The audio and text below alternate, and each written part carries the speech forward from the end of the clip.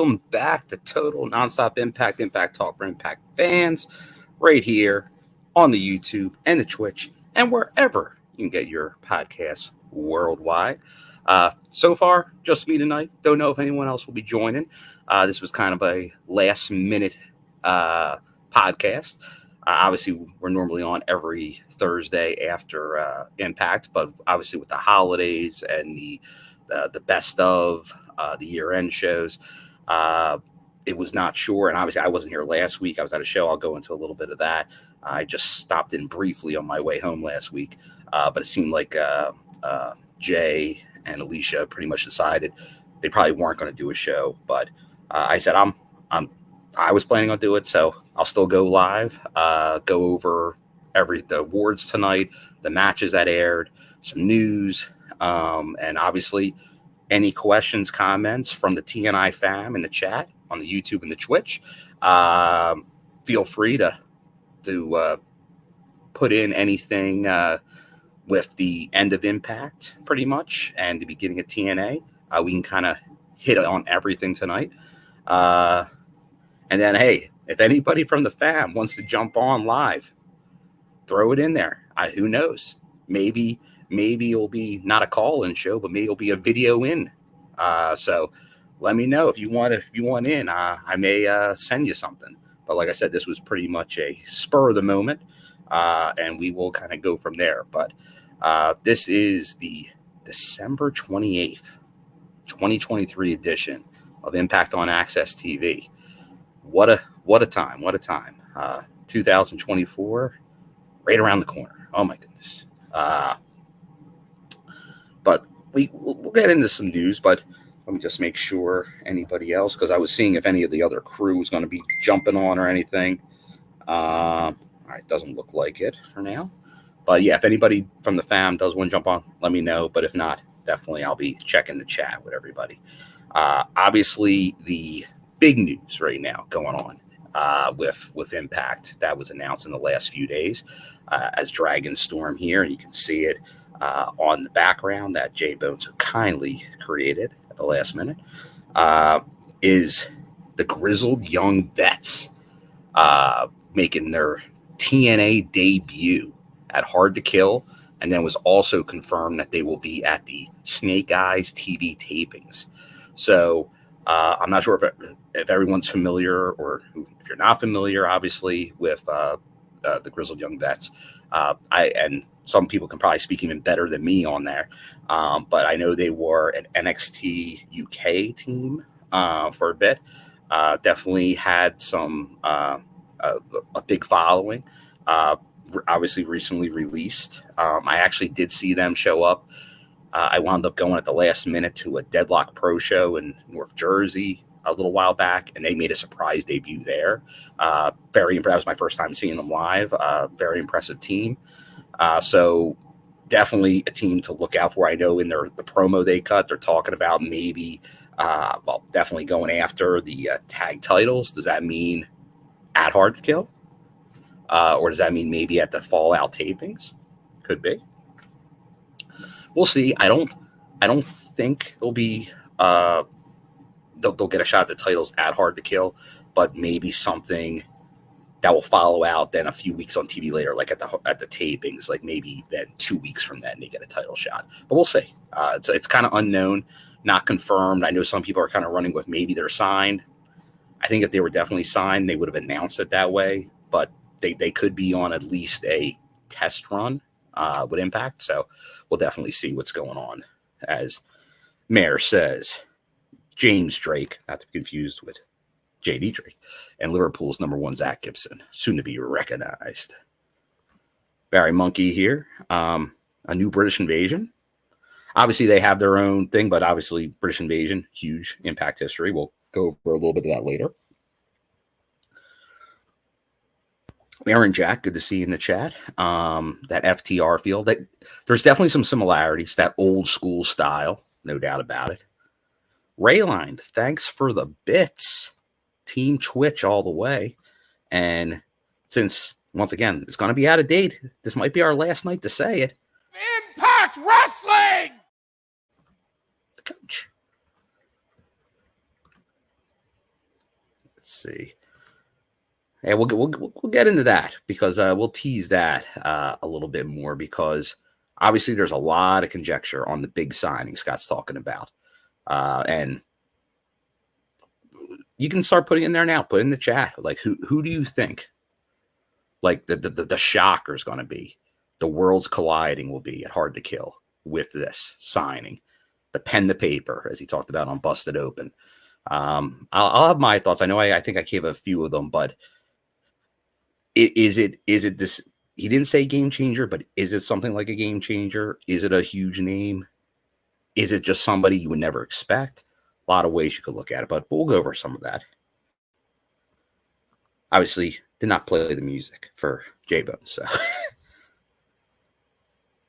let's just see here. Don't want to make sure I didn't miss anybody. John Palmer in the chat, good to see you.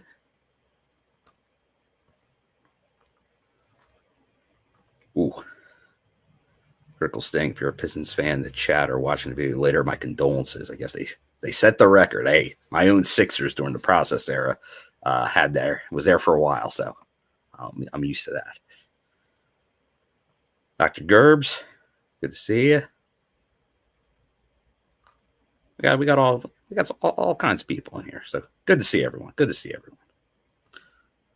Did see from other companies, obviously, Sean Spears confirmed that he is leaving. Great signing for. I don't know. It all depends on the number. I think he's technically good, very sound. Obviously, his big gimmick was NXT with the 10 thing. Never really got to that level again, so he's more of a mid-carder type guy.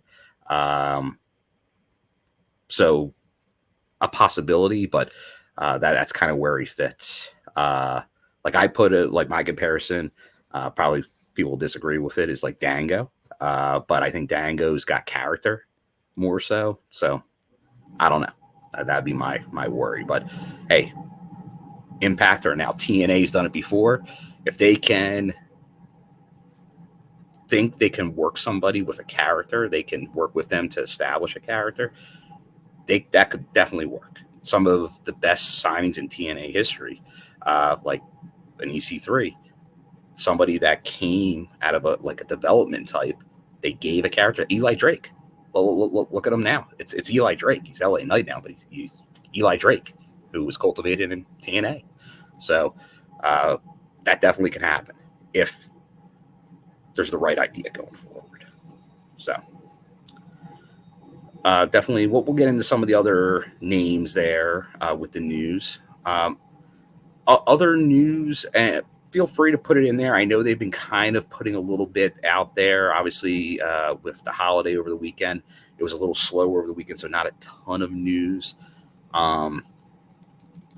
Obviously, we know things out there like the countdown show for Hard to Kill, officially an hour on TNA Plus. That starts January 5th. Once again, there's that championship tier, get everything. So that's definitely out there, something to keep in mind. I know they did that. The shop has a TNA dog tag now. So like some TNA merch is starting to sneak through. When I was at Final Resolution, I did see the shirts in person. They were available. So you're seeing the flow, but obviously at Hard to Kill in Vegas, you're going to see that big TNA push. Wait, what is this I hear? I hear a ba-boop, ba-boop, ba-boop. And he's coming in during the news. Wait. You know what? I'm going to play the jingle because it's news itself that we get somebody showing up unexpectedly out of the blue. So let's kick it on to a little music here. Jiminy Christmas.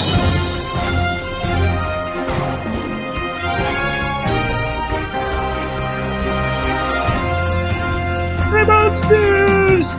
Remote news.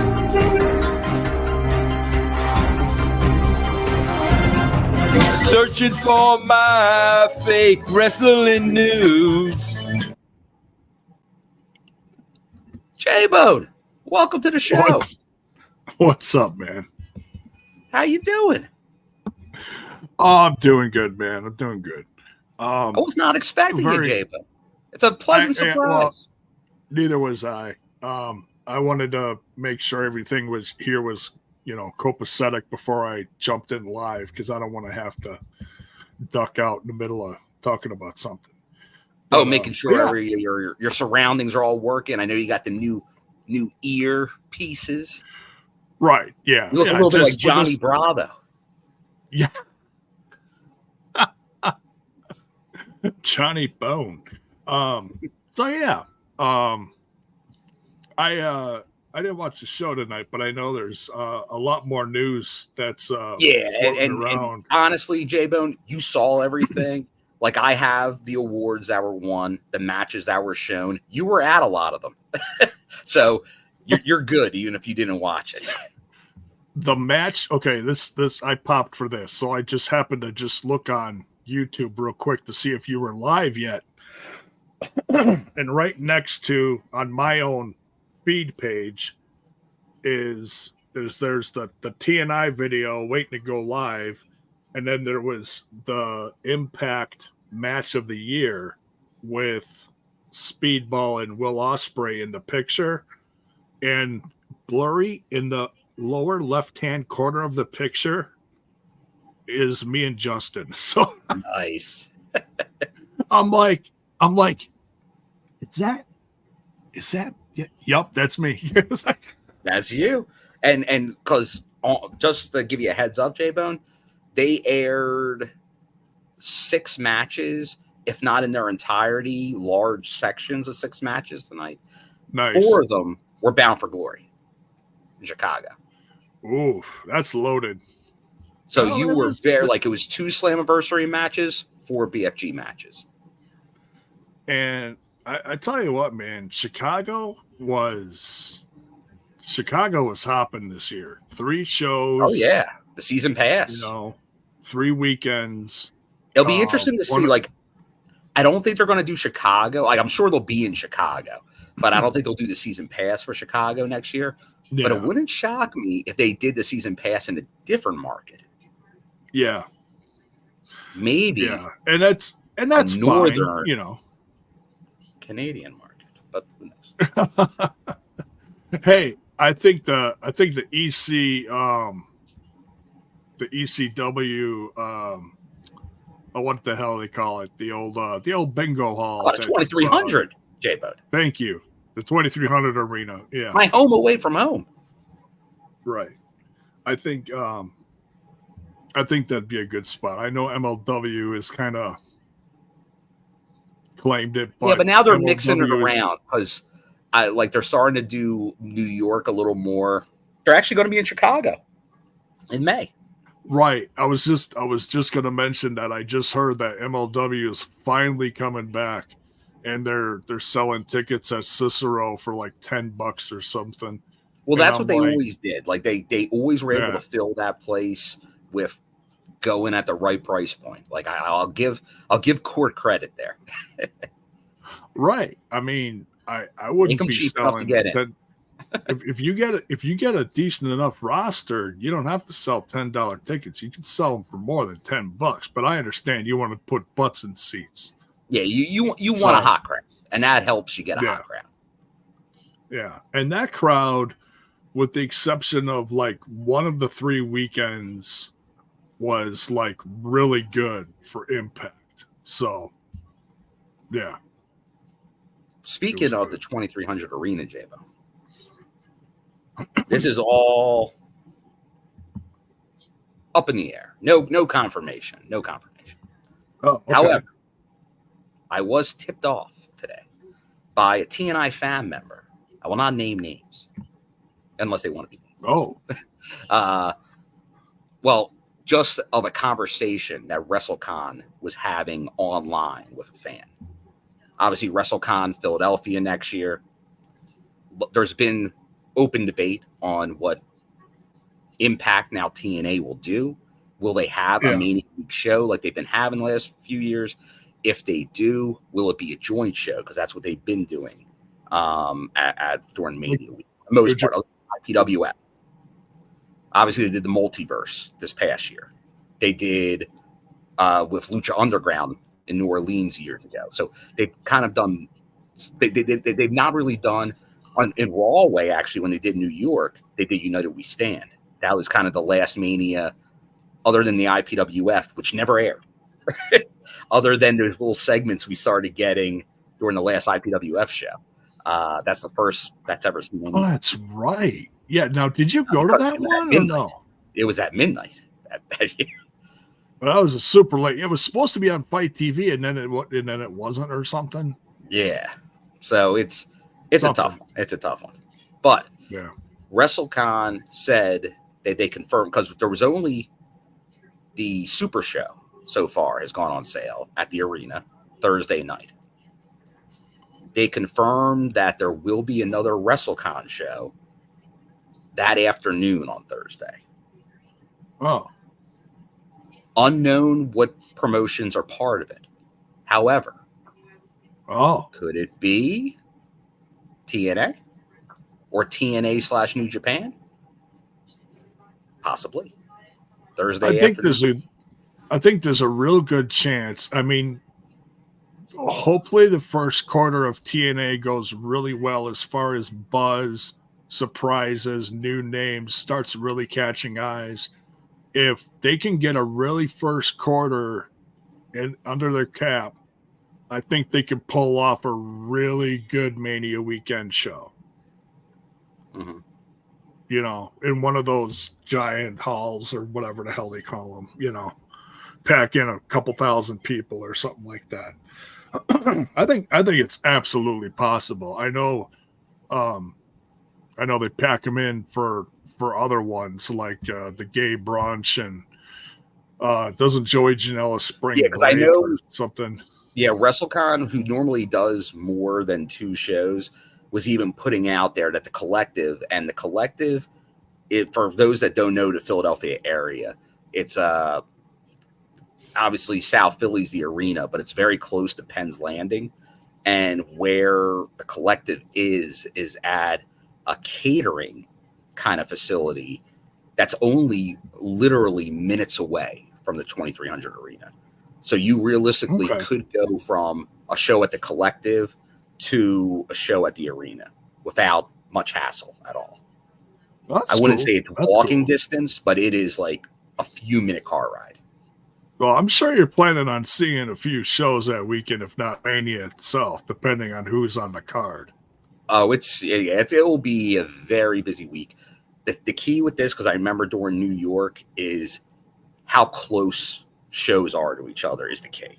Like when I was in New Orleans, like you almost got to pick venues for a day, because that's the only way. Like if you start traveling to many venues in one day, it becomes very tough. Like New York, even though it doesn't feel like it's that far, the traffic's horrendous. So it still takes you forever to get places. So going from one part of the city to another, very bad. But here, it's going to be a little easier, which is good. Yeah. If it's in the same, like, village, you could say, maybe, you know, it's not that bad traveling on foot, depending on where you are. But, yeah, any further than that, that'd be a tough get from show to show. Yeah, although, J-Bone, as you were coming in, I missed something, and I definitely want to highlight it, because Bell's Boy, I think just as you came in, gave us a $20 super sticker. Thank you, Bell's Boy. I did see that. Thank you so much, Bell's Boy. Appreciate it. Yes, I did not get to read it. I got distracted, sadly. So sorry, Bell's Boy. Evening front row, Bill. Now J-Bone, because I believe it was just before you got put in the chat. Final items of the year. Thunder Rosa is back. Good to see. Remember her from Slammiversary. She had an Impact appearance. Phil wrestled in MSG. MLW now has Sami and Matt Riddle. AJ Styles is the lone wolf again. And finally, the We Own the Night song is dead. Happy New Year. Happy New Year, Bell's Boy. And thank you. And so does the one and only, the coach. Impact Wrestling! Ah, yes. Thank you, Coach. Yeah. Big. I know this is an Impact show, but I did see the news that the Madison Square Garden show was sold out. In fact, they even showed CM Punk some appreciation, a welcome back. They gave him a plaque. I saw that. I did see that. Saying sold out. It's actually the biggest house show money wise that wasn't televised. Yeah, I think that's a thing with obviously the economy and pricing just keep getting higher. Because I did go to one of those holiday shows a couple years ago. Yeah. I guess it was pre-pandemic. And like it wasn't cheap then to go, and it's only gotten higher. Because I think I randomly, because I got so many once Punk was advertised, I think I got texts and emails like a million times since I'm in PA, so I'm not that far. So I looked at it, and the tickets were still crazy expensive. Oh, I'm sure. It's the world's most famous arena, so it's going to be a pretty penny. So it is definitely something, if you have the opportunity to go see a show in Madison Square Garden, it should be kind of like you should go to a show in Madison Square Garden. Obviously, there's not a lot of options. Like a house show is probably the best way to go these days. So definitely still a worthwhile experience because it is for your entertainment buck. I'd say go to a house show because you're going to be able to see like decent wrestling matches that are not, quick and cut off in length. Usually at house shows they go a little longer, so it's a little more honestly relaxed. I'm a fan. I like a house show. Like for the most part, unless it's like a very, like if you're talking some of these other promotions, if you could go to a house show as opposed to a TV show, that might be the way to go. Like a pay-per-view can always be good, but like normal weekly television at a lot of these other companies, there's a reason I like TNA and Impact, because I think they do a good job with a weekly TV show of giving you a good mix of the matches, stories, backstage segments, all that. A lot of these other ones, like you barely get matches or you get too many matches. So it's just there's not that nice little that's tight spot. Botus baby, just dropping facts. Madison Square Garden, the building is round. You ain't wrong. Yeah, you look at it and it's like, oh, that's interesting. It's it's not your typical square. Yeah, some of the more modern buildings like the Fiserv Forum downtown Milwaukee just have a really unique shape to it. It looks like ultra modern. It has it's shaped like a giant bean. It's weird. It's crazy. I wanted to bring this up. We're gonna switch gears for a second. So because it's end of the year and I don't care, I'm going to partake. What are you in gonna do, J-Bo? I'm gonna share it with the audience because this thing is that an eclair? This is an eclair from the Pine Cone in Wisconsin. That's a big boy eclair. If you want the world's best eclair, don't get those little frozen shits. No. Stop at the Pine Cone. It's on 94, halfway between, would you say, babe, about halfway between Milwaukee and Madison? Yeah, in Johnson's Creek on 94. It's a little restaurant, but their bakery is like kind of separate from the restaurant. It's inside the truck stop. It's inside. It's like a giant truck stop diner bakery. There you go. Yeah. All right. Some Midwest food advice from Jay. Yes. Hell yeah. I've been going to this place for years, and my wife went out to Madison with our daughter because her cat was real sick, And instead of going to a place in southeastern Wisconsin, they drove out to a hospital in the Madison area.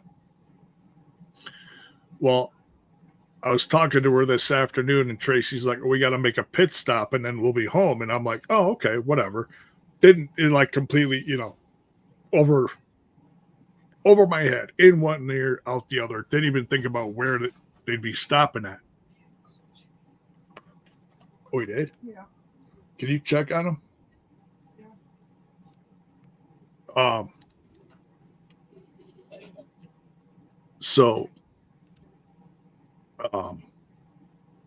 But yeah, they stopped at this place, and my wife comes home with 3 of these giant, like, to-go things that you get from, like, restaurants, to-go containers. And there it is. Yeah. That's the good stuff. Okay, so I'll be back in a little bit. I'm going to duck out. Okay. I'm going to come right back, and we'll talk some news, okay? Sounds good, Jay. And I'll go over some of the show, and then when you come back, we'll get back to news. Yeah, because I want to talk about that new tag team that was signed. There you go. I touched on it earlier. Come back. Let's get to Bone's opinion. But J-Bone, we'll see you in a bit. I'll be right back. We'll go over some year-end awards here. The best of. So, best of part 2. So good, got a little J-Bone and a little Claire in the house. So little food knowledge up in here. Love to see it. So as I was alluding to with J-Bone, for the matches tonight, we had pretty much 2 pay-per-views highlighted for the matches to highlight the year of Impact Wrestling 2023. And that was 2 matches from Slammiversary that started us off. And that was the world title match, Alex Shelley defending against Nick Aldis. Obviously, Alex Shelley getting the win there, but good match. And hey, what was on the bingo card in 2023? Return of Nick Aldis. I obviously we got some teases of them previously, but to see a former Magnus storyline kind of through just what time does with New Japan, with Nick Aldis. That's why I know sometimes if it's viewed as a joke, but like when I mentioned some of the names that you'll never think will return, and like one of the teases for Hard to Kill is you won't believe who shows up.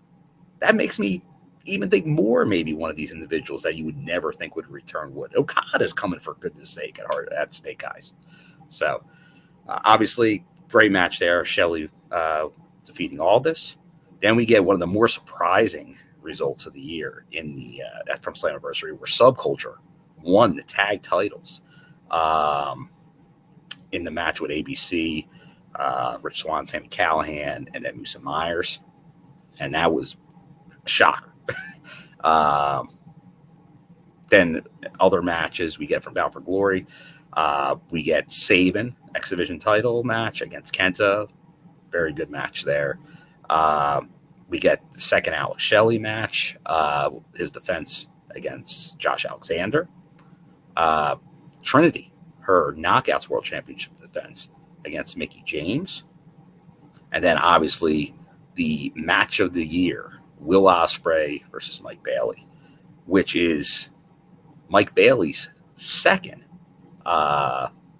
match of the year in a row, which also follows his second X Division Star of the Year that he was named. So Mike Bailey definitely riding a hot streak. And then by what we saw with his multiple defenses from the world champion, Alex Shelley, male wrestler of the year. So a lot, obviously some highlights there. The world champion standing out. And then after last week, and obviously I wasn't here for a lot of last week. If you want to do any callbacks last week, feel free to bring them up. Oh, Melonhead. Now you're speaking. You're speaking to me here with the Swing Man. I was upset that they never showed my match of the year, Johnny Swinger versus Ziggy Dice. If the Swing Man doesn't have a big Vegas vignette for Hard to Kill and Snake Eyes, what are we doing here? Because we need more Swing Man. Love the Swing Man. Everybody knows it. Dr. Gerbs, prediction from Wrestle Talk. The Fallen Angel will leave AEW to return to TNA. Obviously, we got a brief Daniels appearance during the whatever you want to call it relationship with AEW.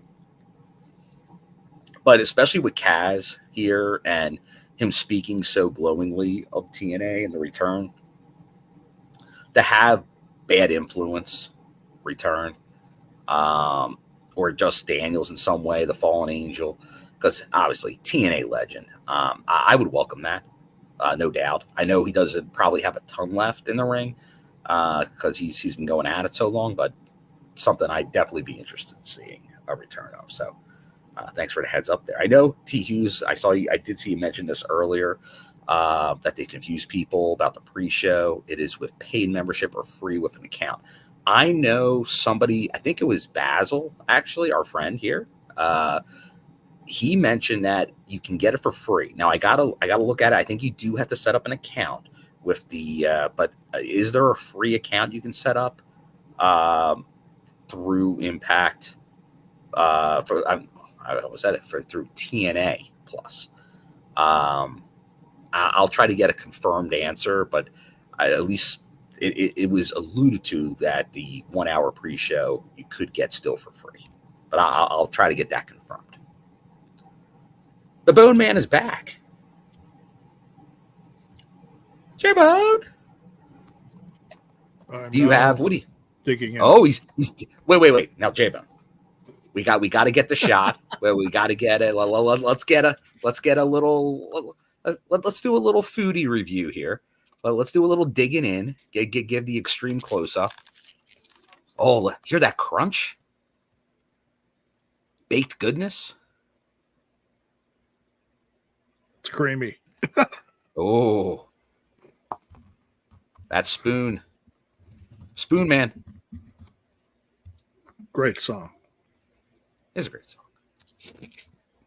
Oh, there it is. Is it everything you thought it'd be? Oh, J-Bone's out. Oh, that's like him after watching Will Ospreay and Mike Bailey. I think you made that same. Oh, I did. I did a lot after that match. Just a lot of, I think the Bone Man was even twerking after that match. Match of the year. No doubt. And the dude is so cool. I still can't get over, so yeah, like some of the people you meet are just nice, like just genuinely nice.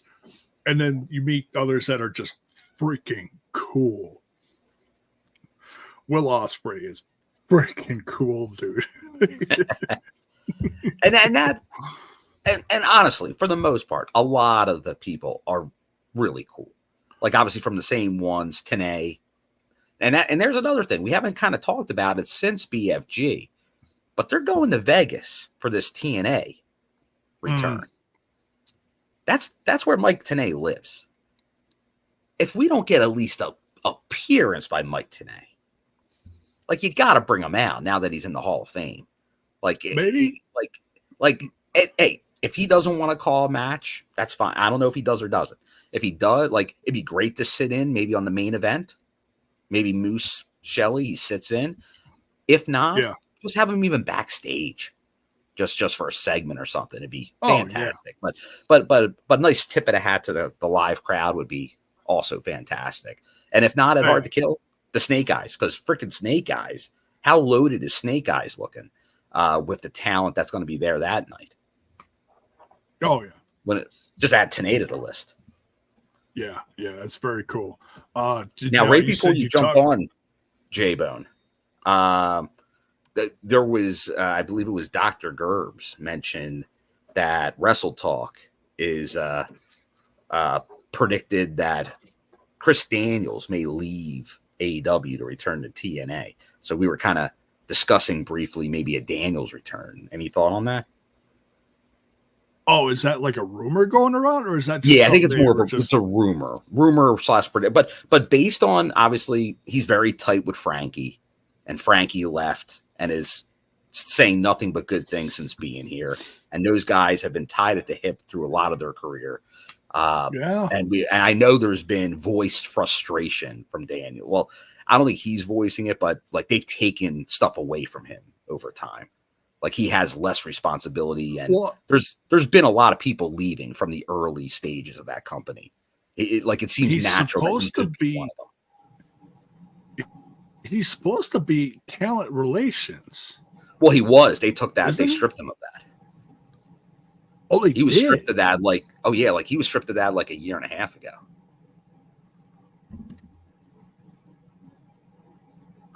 And I believe the rumor that, well, pretty much the confirmation was like he was letting like he wasn't booking guys how Tony wanted them to be booked on the indies. As in, never taking losses. Crazy. How dare I put over anybody? Oh. Well, when you got a big company and you're allowing your talent to work the indies, you're either going to let them, help put over the territory. Impact TNA. The territory is going to put over the talent. Yeah, like I see Impact TNA talent often on the indies. Like it's pretty open. And unless you're a world champion, and honestly, I got to look because Alex Shelley, I think he's taken down a little bit as much as like he was working the indies all the time before he became world champion. Obviously, I think he's working a little less of a schedule since then, but I assume he's being protected where he's probably not losing singles matches. But I think everybody else on the roster is fair game. Like Mike Bailey, luckily, like I went over, he won his second X Division Star of the Year award, second straight Match of the Year award. I see him take losses all the time on the indies. Right. He wrestles everyone. Yes. Yeah. And I think he's just so excited to be everywhere now. Oh, yeah. Like, and he puts on great matches. Like, he's a guy, even if he doesn't win the match, you see how good he is in the match. So he can kind of do that. Like, he's kind of Teflon in a way like that. Hopefully in 2024, he gets more of those wins under his belt. That to kind of keep going up in the roster. Because he definitely deserves it. Because he's like obviously I knew Mike Bailey years ago before the issue where he couldn't work in the States all that time. But he's pretty much now homegrown. So to see him flourish. Oh, he absolutely is. Dude, WWE just completely screwed that one. Well, that's the thing. If he never had gotten into the predicament where he couldn't work in the country, he would have been signed by someone like WWE. Like the guy was just too talented. So like that 5-year wash kind of happens. And then luckily Scott, the rest of the talent relations, they know they see an opportunity. And honestly, that can go into what you wanted to talk about. And that's not officially signed, but confirmed for Hard to Kill and the Snake Eyes tapings, the Grizzled Young Vets, J-Bo. Your thoughts on this hot free agent tag team? I'm really excited about that. I don't watch a lot of NXT, but I do follow it enough that I kind of know at least who's who in, down in development. And that was one group. I don't even know what the hell the group was called. They were part of a group with one guy and whatever they're calling the Rock's daughter. And it was just a group that Pebble just seemed to never it never got off the ground. Like they were booked well in the UK. I think they were tag champs in the UK, if I'm not mistaken, from what I heard. The NXT UK tag champs. Yeah. And but as soon as they, folded the UK branch and brought over, a dozen or more of the talents over to the U.S., Noam Dar amongst many others. It just, some flourished and some flopped. Now, I didn't follow it close enough to be like, oh, well, it's this person's fault or it's that person's fault. And when it comes down to it, a lot of times it's just a fan's opinion anyways. So I can't say, but I have heard a lot of positive things here and there over the last few years about that tag team. So, Okay. No, like I said, I saw them. I did see them live once, and that was recently. Like I just happened, like pretty much, I got an invite from referee Frank from Impact for like he was at MLW in Philly. The next day, he was at a Deadlock Pro up in North Jersey. Nice. And they weren't advertised for it, but they were a surprise that came out and had a match. They were like a surprise tag team challenge. In a way, kind of what it seems like they wrestled. I believe they wrestled. I might be wrong. I believe it was JD Drake, the other guy with the and Anthony Henry, the workhorse. I love those guys together. Yeah, so I believe that was the match. JD Jake and especially Anthony Henry. I know Anthony Two Henry Evolve guys. Flow Slam, baby. Right.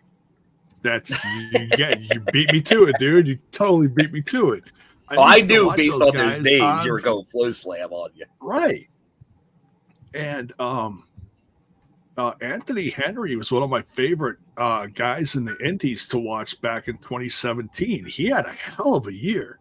I'm trying to think. It was like some Florida promotion that he kept on getting booked to lose, but it was like it wasn't just like someone being brought in as a jobber. You could tell it was part of a journey. And I can't think of was it the one that was part of Evolve, like FIP? Yeah, it was FIP or something. Yeah. Thank you.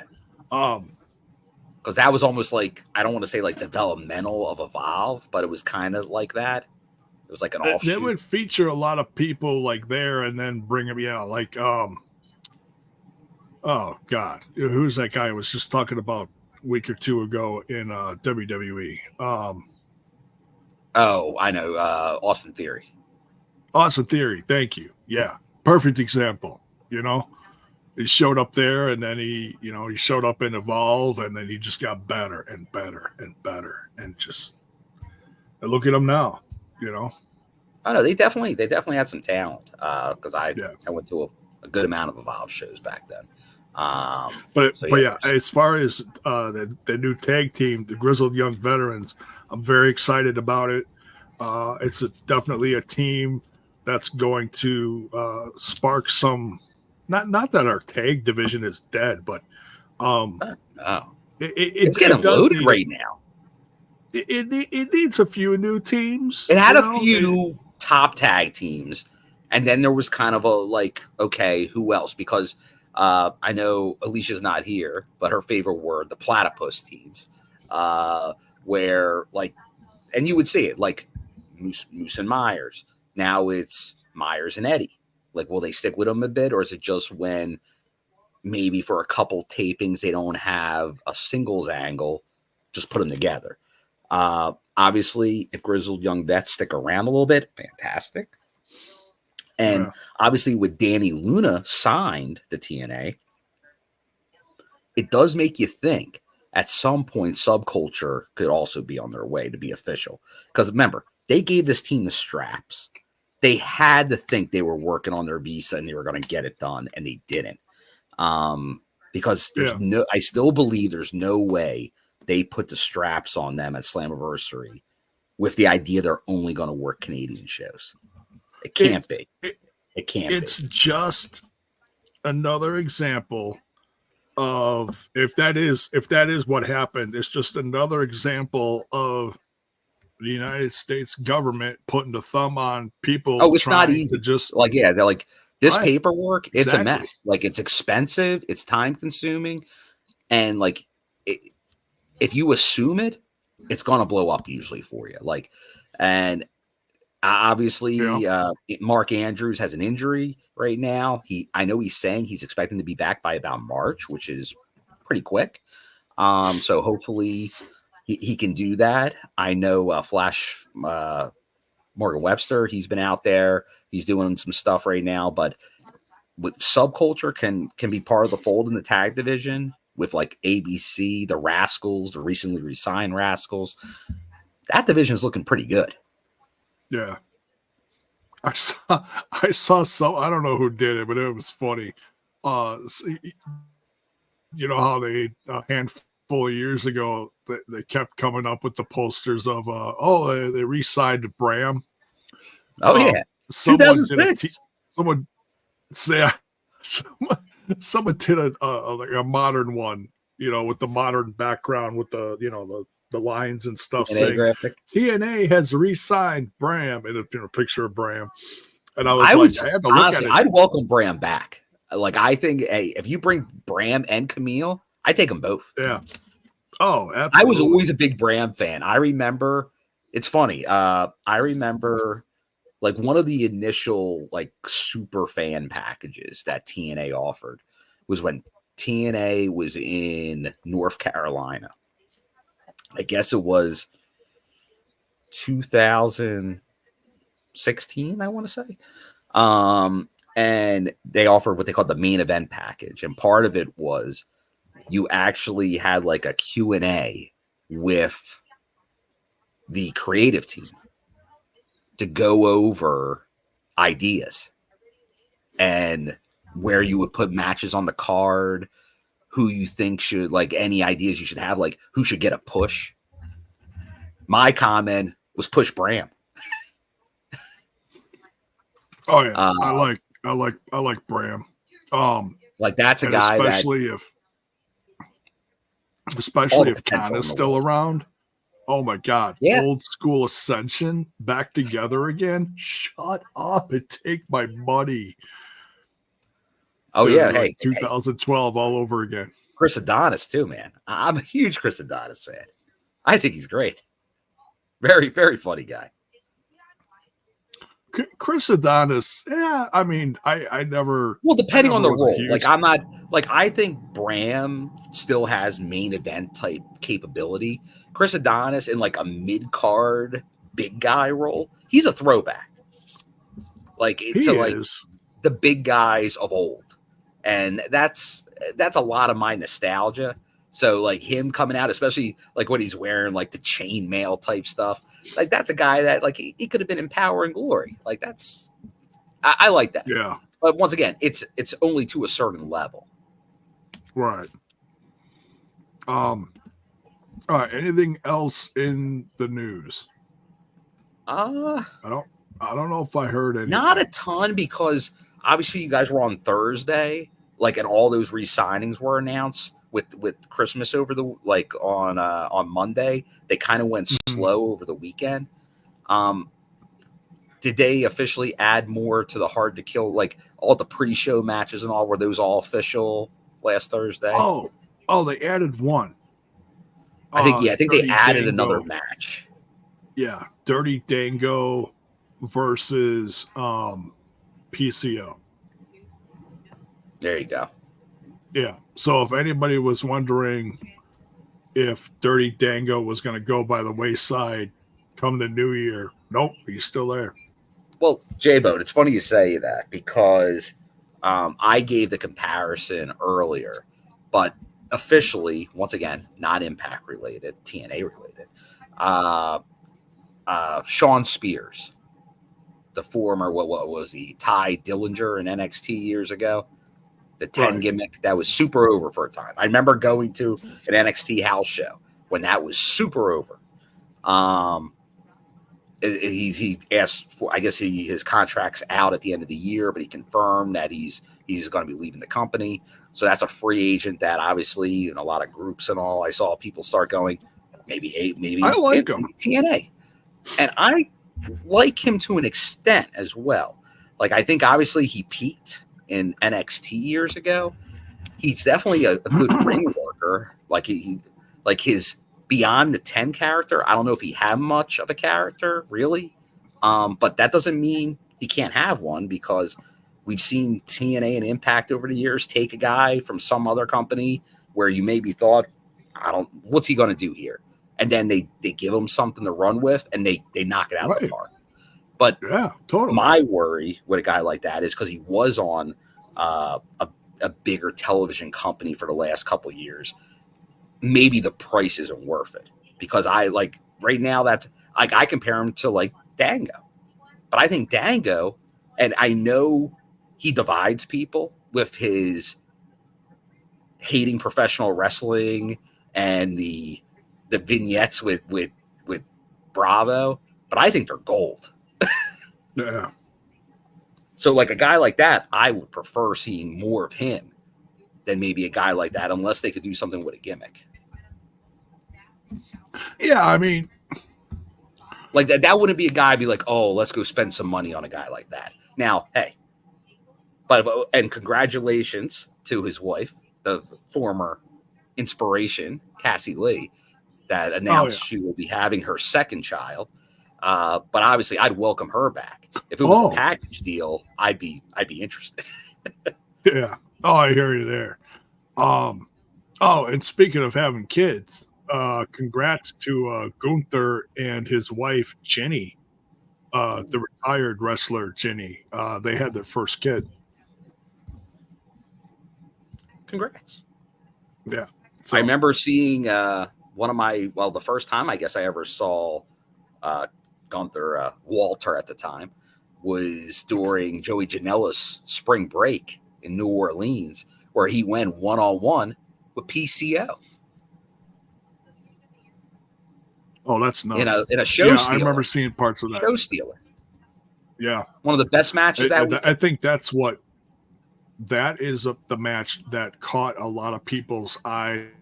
I mean, they knew that Gunther was good, or Walter at the time or whatever. But the fact that PCO could go toe-to-toe with him was like, whoa.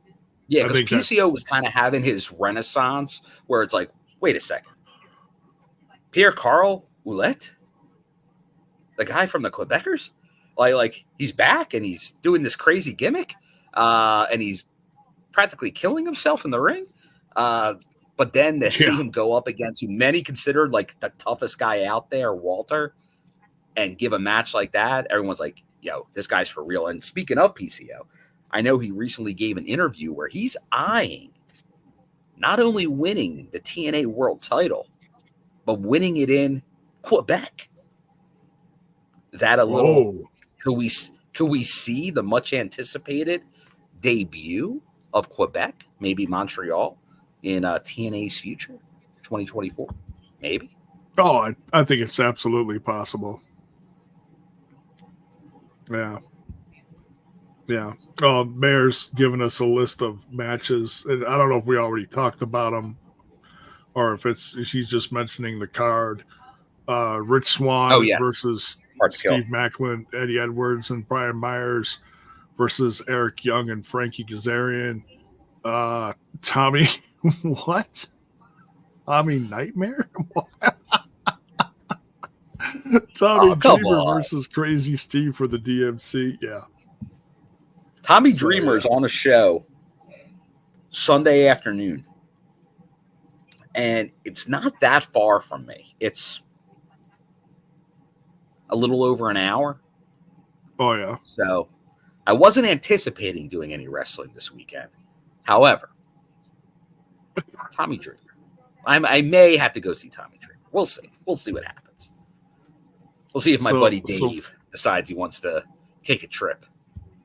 So wasn't it Alicia on a past review like a few weeks ago said something about she thought that Crazy Steve already took the title from Tommy? There was an alternative universe where she thought it already happened. I think there's people that are having the Mandela effect, thinking that Crazy Steve won the belt. because it felt like Right. it was so obvious he was going to win the belt with the Tom Right. Hannafin interview series, like 3 weeks of Crazy Steve, and for him to Right. build into that match and then not win, it's almost shocking. Now It's the gonna rematch is happen.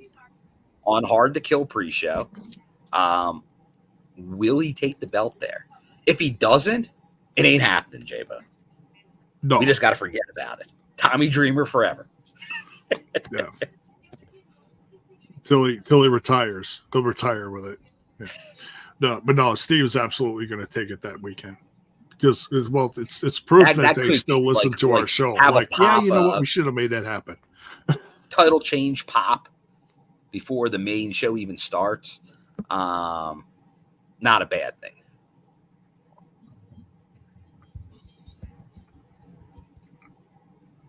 So we'll see if they keep that belt the same, because that's the other thing. Well, we're going to see new belts, J-Bone.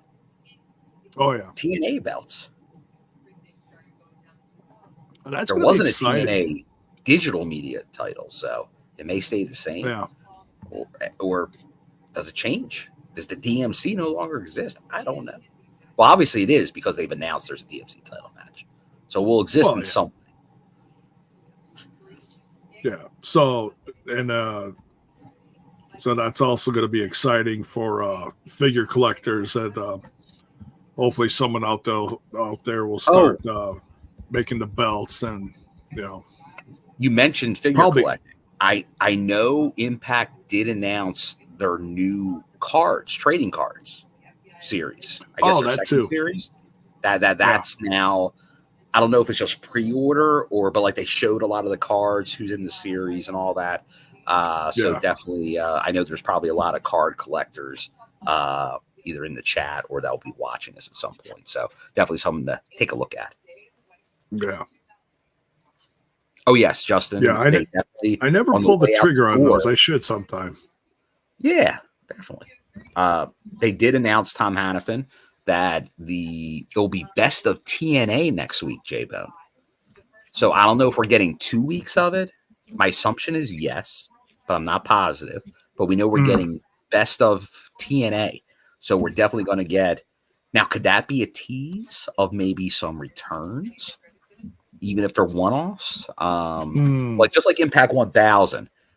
I know they did some stuff like this past week, like the return of the Beautiful People did like 1 million views on YouTube, like a crazy number.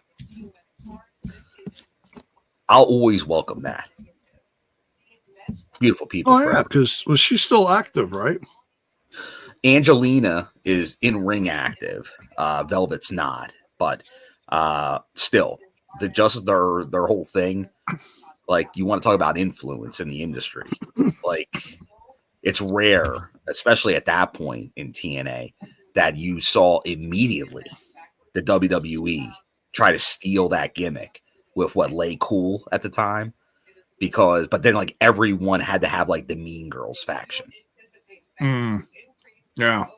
But nobody could touch Beautiful People. Now, I'm a little out of touch when it comes to the AEW stuff. I did watch last night. That was pretty good. But is Madison Rayne still wrestling for AEW? I think I don't know if she shows up on TV. She may do some dark type stuff, like whatever you want to call it now. But I believe she's mainly doing backstage stuff, was the last I heard. Okay. The occasional in ring. So my guess is she probably showed up on like a Ring of Honor last, would be my guess. But probably like I'm just curious. Probably knows better than me. But I know I went to AEW a while back and she was not on it then. I think I saw that she was maybe like more local, like when they were in Ohio. She may have been like either untelevised or something like that. But maybe Alicia here saying she maybe she's injured. Just maybe, I don't know. Could be. Someone injured in AEW? What? That's crazy talk. No one gets injured in AEW. Come on. Injuries. I don't think there's any other updates. No, I think there was those few things with the cards. Let me just see if there's any other last minute things. I don't think they put out anything after the show.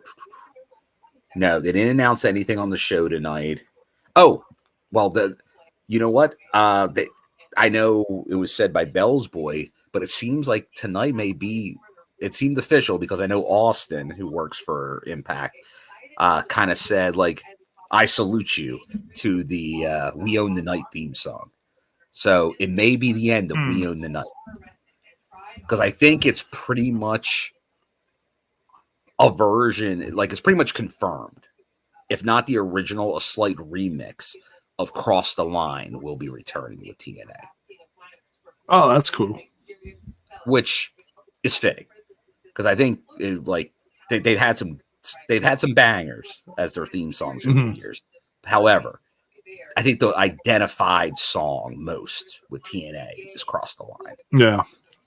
So at least coming back, that's got to be the go-to. Oh, I did hear one piece. I did hear one piece of news, and this is more of a ha-ha. The piece de resistance? No. If you follow Jeff Jarrett's podcast, YouTube channel, JEFF, yes. There was a report that came out that Global Force Wrestling is going to make its return. And so for those that maybe caught, where's the amp tapings? Yeah, right. Yeah. It caught a breeze of that. Like it was like, yeah, what's going on with that? Don't get too excited because all it is a private event, I guess, from what they said. Private. Yeah, it's not something that's going to be like taped or invitation only. Yeah, say the password. It's Jeff. It was kind of weird how they explained it, but it's something where football teams get together for an event, and Jeff Jarrett has been putting it together the last few years, and he puts it under his entertainment branch of his little company he owns, which is Global Force Entertainment. But I guess there's supposed to be some wrestling at it. I guess Big Papa Pump is going to make an appearance at it. Oh, so Big Papa Pump. Yeah, Big Papa Pump. So and what's the guy that the conversation with Jeff Jarrett, that the realtor Conrad, thank you. He said something to the effect of, is Jeff gonna make Big Papa Pump his new Global Force World Champ? It's like, oh, come on. Big Papa Pump, he'll tell the people. Badasses! So yeah. I just I saw that video and Jeff is laughing through the whole thing because he's like, man, it must have been a slow news day, because even like Sean Ross Sapp was like blowing up his phone or something. It's like, what? Duh! What? Of course that tool is gonna blow up his phone. Duh! trying to get a headline. I get all the headlines. Everybody wants the clicks. Yeah, right. Okay, whatever. Other than us, we don't want. Yep. So yeah, I just had to bring. We have time. You can do stuff, but you don't have to. We're not forced. Whatever, it's cash. I do love what Jeff is doing now, though. I think the fact that he's still in shape enough to, like, you know, play a heel and do his thing. I love it. I don't care what people say. I still love Jeff Jarrett. Actually, he's a great heel. Just because I saw Dr. Gerb say, holla if you hear me. And then Aaron Jack say, Booker T, tell me you didn't just say that. I did see. Did you see this footage of former TNA superstar Booker T and the Queen Charmel at a Indiana Pacers game? J-Bone? No, what happened? It's a very nice clip. It's very wholesome, but a couple of it's like backstage, it's in the concourses, like kind of like outside the locker room. Okay. But it's like their best player, Tyrese Halliburton, and then another player. I wasn't sure who the other player was, but I know Tyrese Halliburton. He's just like walking probably towards the locker room, like after a game, and he notices like on like the other side of like whatever, the rope or the guardrail there, he sees Booker T, and he just like fanboys out. And he's like Booker T. Nice. And he's like, it's the Queen with Charmel. And then so he says his hellos and all, but it's a like obviously big NBA superstar, all-star player, getting showing like, yeah, Booker T, you're the man. So just cool moments, like even like we see, like just like you were talking about Will Ospreay, like the cool moments like that. Even celebrities and sports superstars have the same moments with these wrestlers. Yeah, like I'm not a fan of Booker T on commentary, but I absolutely loved what he did back in WCW when he was tag teaming with his brother Harlem Heat. I go back before that. I go back pre-Harlem Heat, J-Bone. I go back to the Ebony Experience. On ESPN. That was him. It was still him and his brother. It was still him and Stevie Ray.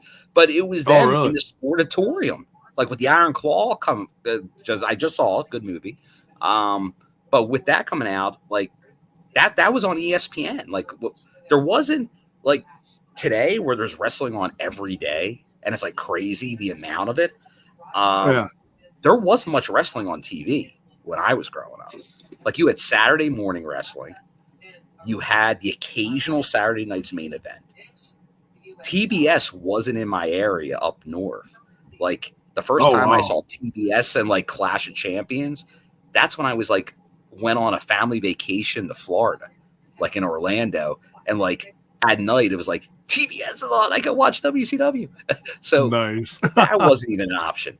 But I could occasionally, once a week, after school on ESPN, watch Kerry Von Erich when he made his run at down there. Man, Eddie Gilbert with the Ebony Experience, who is the top tag team in the land. Nice. Yeah, that's a little before I started. That must have been during the time I guess that I was watching wrestling. Was it the UWF that was on from the Sportatorium at the end on ESPN? Because that's where they were really making their run. I think it was the UWF. Okay, but good stuff. Once again, then eventually ECW, but that was local back then, and then it became bigger because the Eastern, and that was on like Sports Channel America back then. I remember GI Bro. It wasn't there some kind of like military group at the same time that he was a part of, or maybe it was something separate, and it was like Major Guns and a bunch of other goofballs or something. Major Guns, J-Bud. That's a flashback. Oh man, yeah. If anybody was a fan of Major Guns. There you go. The Global Wrestling Federation. J-Bone, if you want to do a deep dive, it's got to be like probably on the YouTube or somewhere out there. Global Wrestling Federation. Like, I used to, like, it was one of my favorite things to watch. Like, it was good stuff. The Patriot, the Dark Patriot. It was good stuff. Oh, we got a question. What year was that? Oh, it's got to be early 90s, I'm thinking. Yeah, see, that's I was just graduating from high school, so I wasn't watching wrestling then. Yeah, I'll look. If I find a couple matches, I'll share it in the chat. But question for Joe Bill: if they brought back a new version of the main event Mafia, Ego, who would you put in it? You got to have at least a original to bring it back. You can't just like become main event Mafia without any original member. I would put. Who would you put in the current? It was all world champions back then, so that was kind of the old criteria. To keep that criteria. Okay. I was gonna say my first pick is Frankie Kazarian, but he was never world champ. Well, that's the thing. You could change it, but that was kind of the motto. Like, well, technically, Bully Ray, right? He was in there for a bit. Eric Young, definitely. There you go. You can go EY. Honestly, Alex Shelley dresses like main event Mafia some of the time.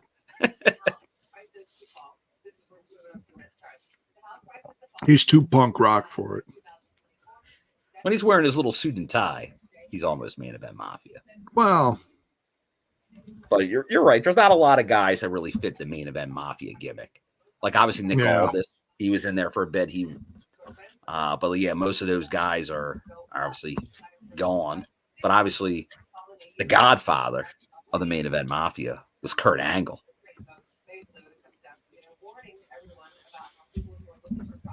I would love to see Kurt Angle return, but there's no way it's going to happen. Yeah, well, obviously the guy's pretty much miserable. Yeah, he's miserable. But here's Critical Sting: if Kaz were in a 2024 faction, it should be a new Fortune. I was a fan of Fortune. I felt they could have probably stuck with Fortune longer at the time. Obviously, Fortune, a newer version of the Four Horsemen at the time, just like every stable. Yeah, well, it's too late. It's too late to bring in Ric Flair. Tony Khan already signed him, so. Well, at this point, they're all like we see. They're all evolutions of the Horsemen and groups like that. Yeah. But yeah, well, what is the stable? Because like even like the K was a sort of stable, but they're not around really anymore.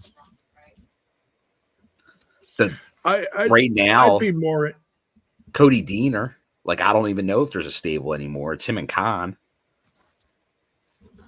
Yeah, well, it's because you got several weeks up to a month going by where there's no actual TV. It's highlights. And then you got the new year and a couple weeks before the pay-per-view, or just under a couple weeks or whatever it's going to be.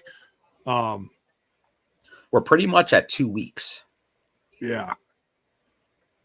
So it's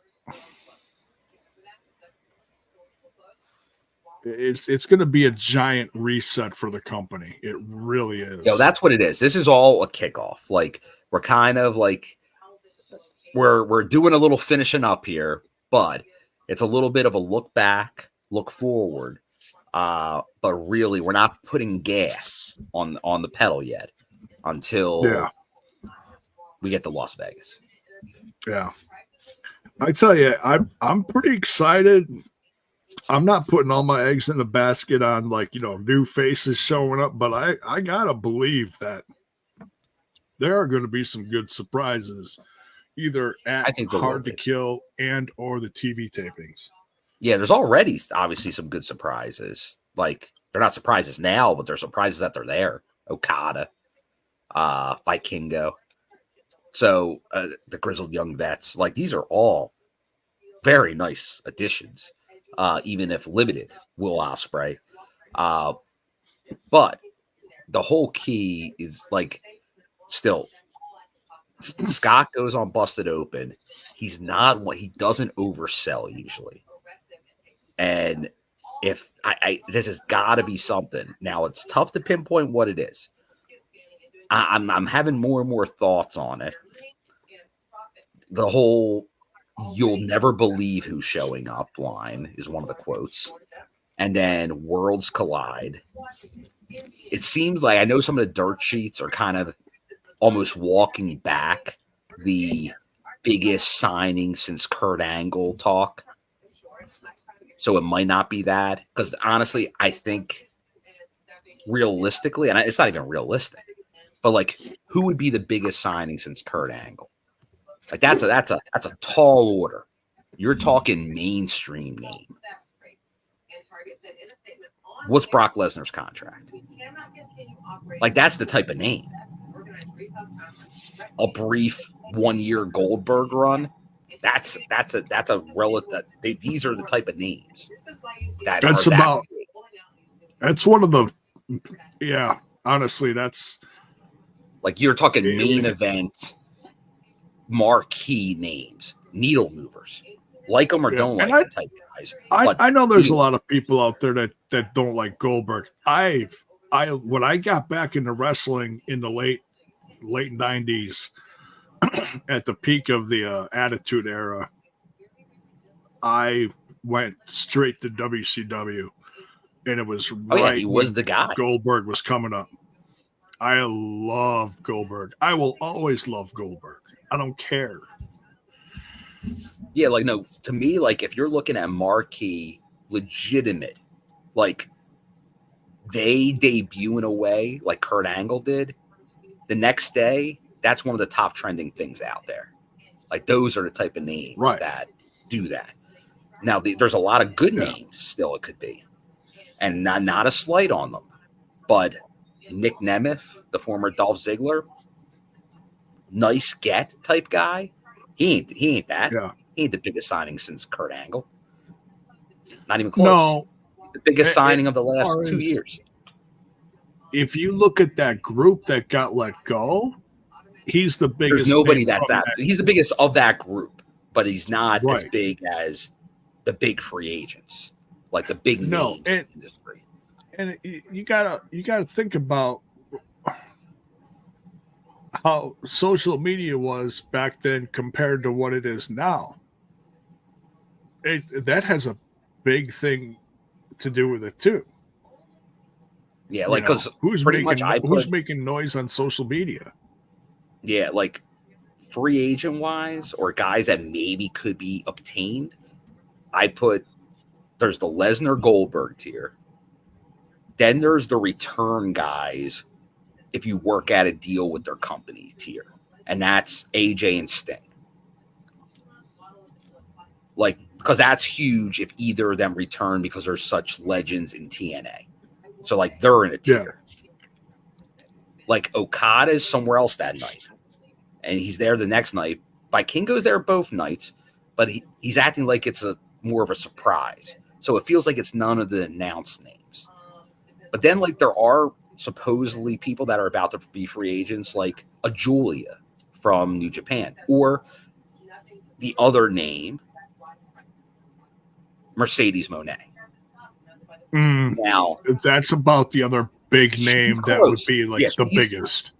Yes, because she's probably not Lesnar Goldberg, but she is a huge name. And there is the Trinity connection. So, so that I'd give that in that credit. Like if Scott gets her to sign a deal, that's huge. And especially from now, once again, dirt sheets, we know what to think of them. What they're saying, like once Flair money, Charlotte Flair money. But if they can get her to sign, even if it's a short-term deal, because Trinity was originally on a 6-month deal, but yet it's gone longer than that. That would be fantastic. So, but here's the thing I was starting to think, J-Bone. Outside the box. And I'm not saying I enjoy it, but for casual people, it does get interest. The WWE, over the last, forever, but the last couple of years especially, taking people not from the wrestling business, the Bad Bunnies, the Pauls, somebody that you don't think of, but from maybe an athlete, maybe a retired, like a big NFL player of the past, or somebody from MMA, or there's like, I know we were like Matt Riddle definitely doing some stuff with MLW, but there's another guy that maybe kind of falls somewhere, probably above any of those.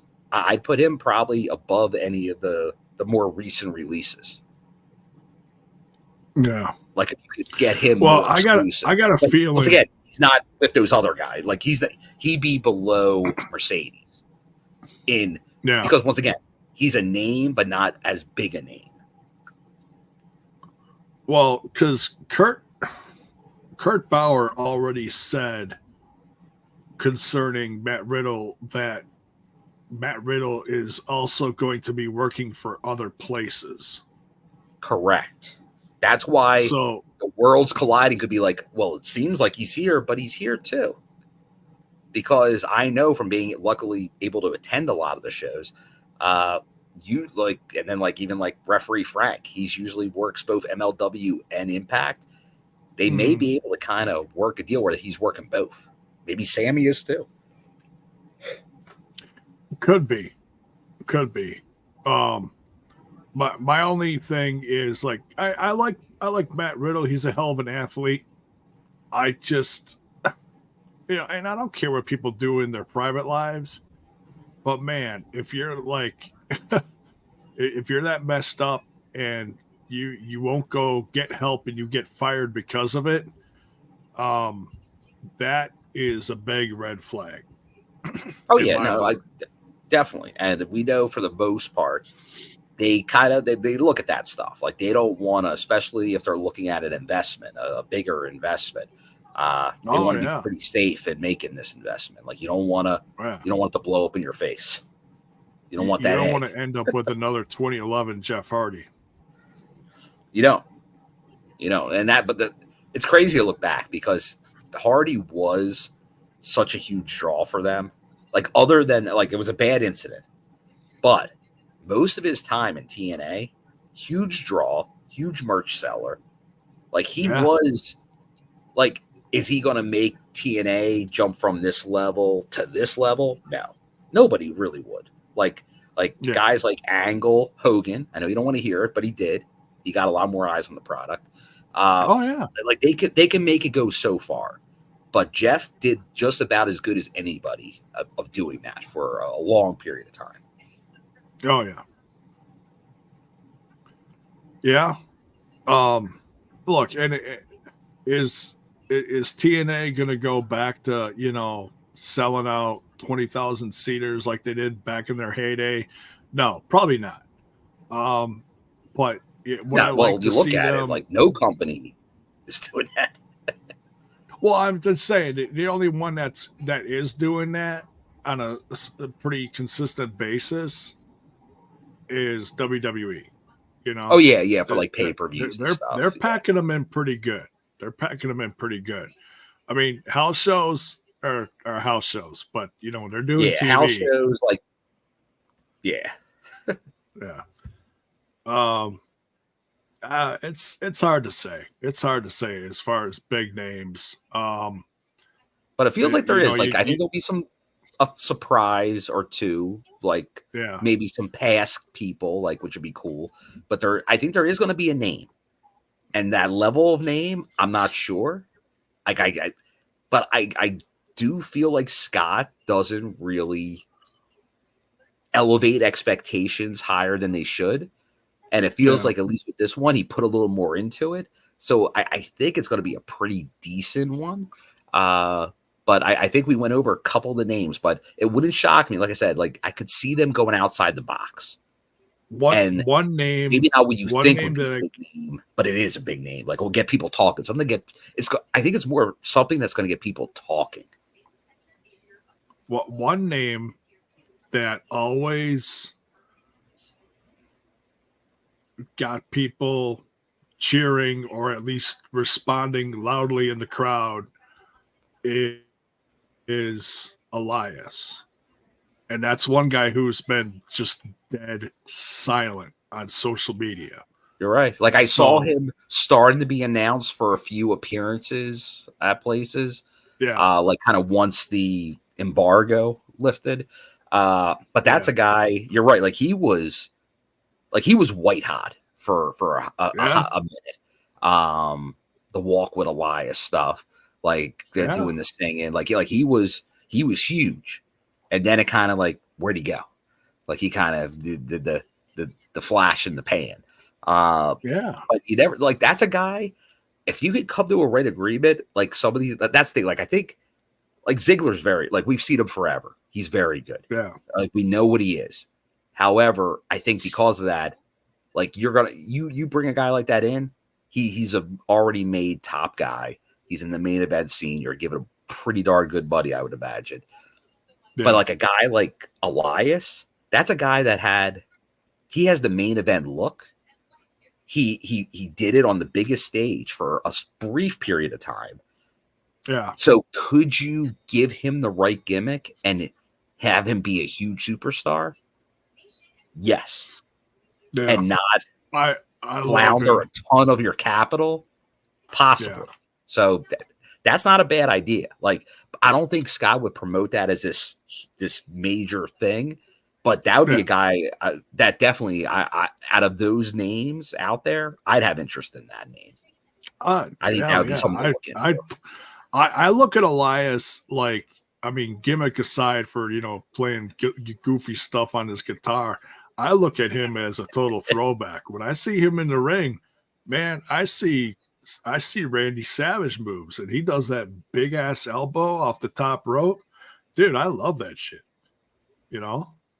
Just some old school stuff there. Nothing super fancy, just old school. I love it. Well, honestly, J-Bone, look at the biggest superstars the sport has ever seen. What are their movesets? Basic. Not that they're bad. Yeah. There's some good workers, but like they're 5 moves of doom, right? Yeah. Hey, I won't knock it.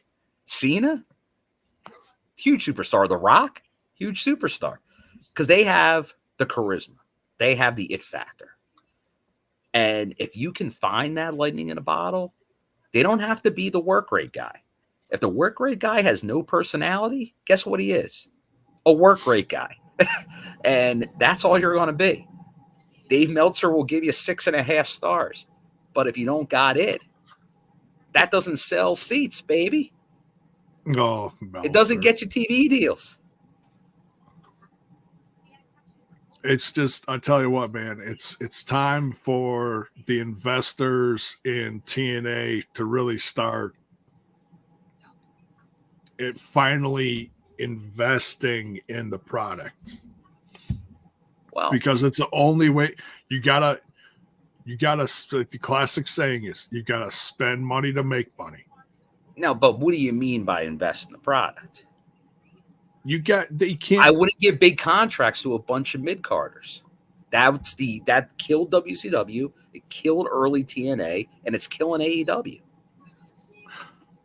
I think you can have some top guys make some good money, but you can't give great money to everybody.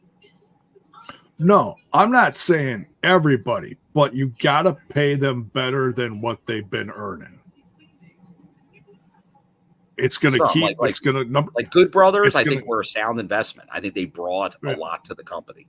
Like I think there's right ones, but then you got to be careful because that early TNA, well, not even early TNA in mid 2010s, like you had a lot of guys making more than they should have.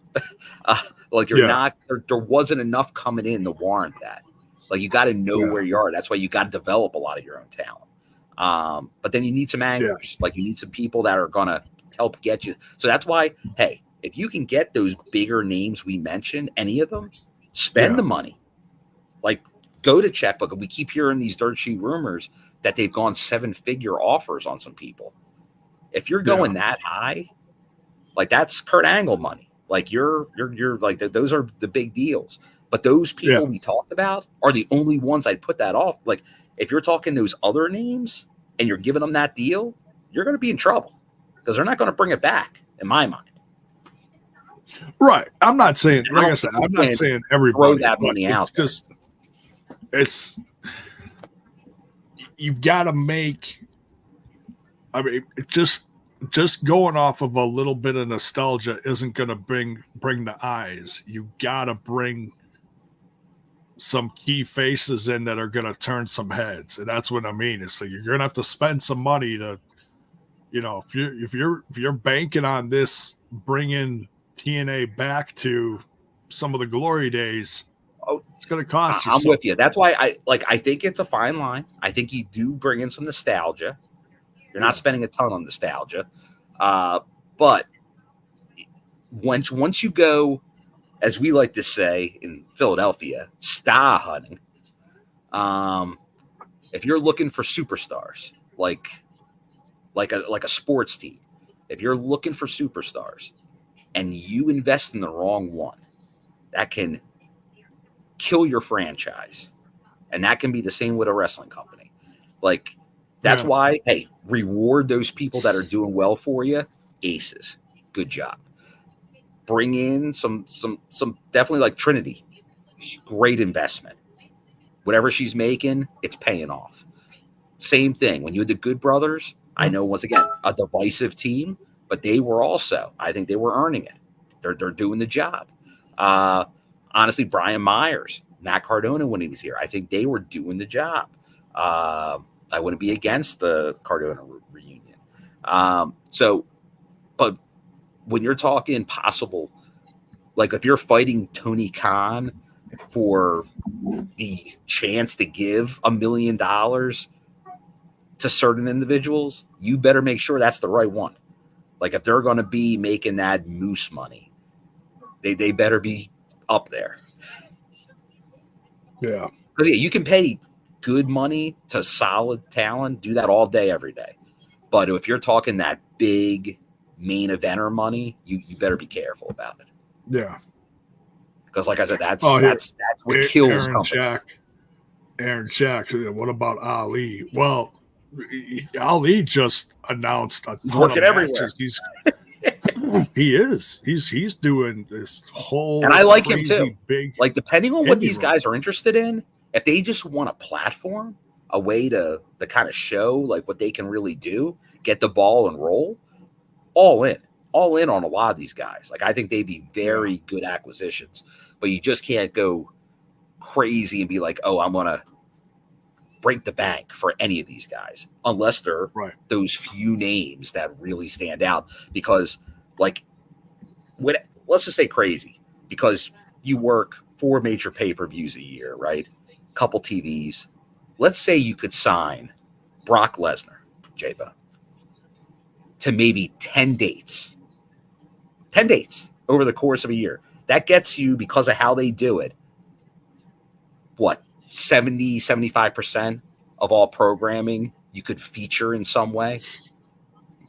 What would that be worth to a company like Anthem and TNA? I think a lot. Oh yeah. Like that would be worth probably spending over $1 million if you could do that. Because you probably would get that.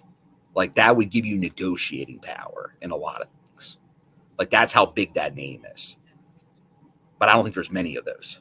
It's a tough thing to do because there's been only a few people that can really do that in the industry.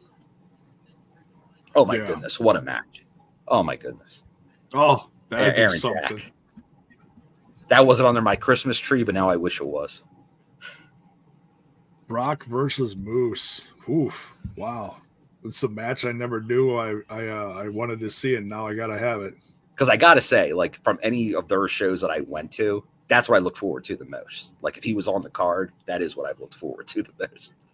There is something because I did watch him in UFC, unlike Phil, who looked like a jabroni in there. He got his ass beat. Brock Lesnar was beating ass. Dude, he was tearing it up. And that's he's a legitimate tough guy. Watched. He's a legitimate tough guy. Oh, yeah. He has that old school collegiate wrestling background. he's not just a big guy that throws people around. No, the guy can. I think so many people forget how much of a badass Brock Lesnar really is, because Oh, yeah. all he's been doing for the last decade now is Suplex City. Yeah. But his first run with Heyman, Oh, yeah. when he first came in the early 2000s, Oh, yeah. priceless. The next big And thing, he was right? right, the next big thing. I remember seeing him in a dark match, and he threw around I forget what they called him eventually, but his wrestling name at the time was he looked like a wimpy Eddie Guerrero, Tito Constantino or whatever. But he tossed around him, and before he made it to TV, and the crowd just went. Oh, yeah. If You know, you just he gave him an that's F5 old and just school was like, wrestling booking. what? Just seeing a big guy whoop another guy. That's Right. But and now once again, the chances are slim, I'm sure, of this actually happening. But the only reason is because you get that Kurt Angle comparison. And what was Kurt Angle, J-Bone? A freaking Olympic gold medalist with a freaking broken neck. Like, that's a legitimate tough dude. One of the greatest amateur, collegiate, professional wrestlers of all time. Already. And he had charisma to boot. And charisma. And TNA was able to. Now, there were reasons they were able to, but they were able to wrangle him away. They got lucky with the setup on what they were able to do. But that's the type of things. Like, that's what are huge difference makers. And there's only been a few times that this stuff happened. So we're at the end of the year. It's the year-end part 2 review. Yeah. So this is one of the big things happening we're looking forward to in 2024. So we just went off the rails a little bit. Talk about what could happen. Let us know in the comments. It is fun because it's, once again, we rarely even reference other shows, but yet when we're talking something like this, worlds colliding, this is where you can kind of have this. And like Kurt Angle's given interviews, I feel like a lot over like the last year, where he'll reference that freaking he came to him. Like, Brock Lesnar came to Kurt and asked him about TNA at one point in his career, about coming over there. Like, he had interest. Like, there was interest from Brock coming to TNA previously. Wow. Like, that could have happened. Just like Paul Heyman at one point could have. Like, there's a lot of what ifs in the history of TNA. Yeah. But just like Okada coming back, like, there are some of these things out there. So some of these things shock me. And even if it's short term, like if you can get a guy for a brief period, and hey, it's talking about Kurt. Yeah, I see Sheldon Benjamin.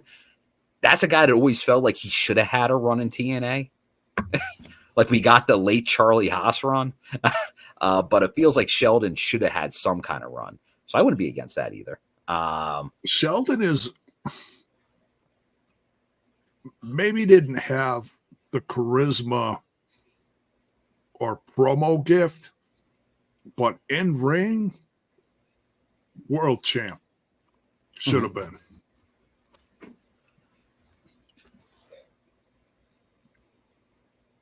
One of my favorite runs of Shelton Benjamin is when he was with Charlie Haas in Ring of Honor.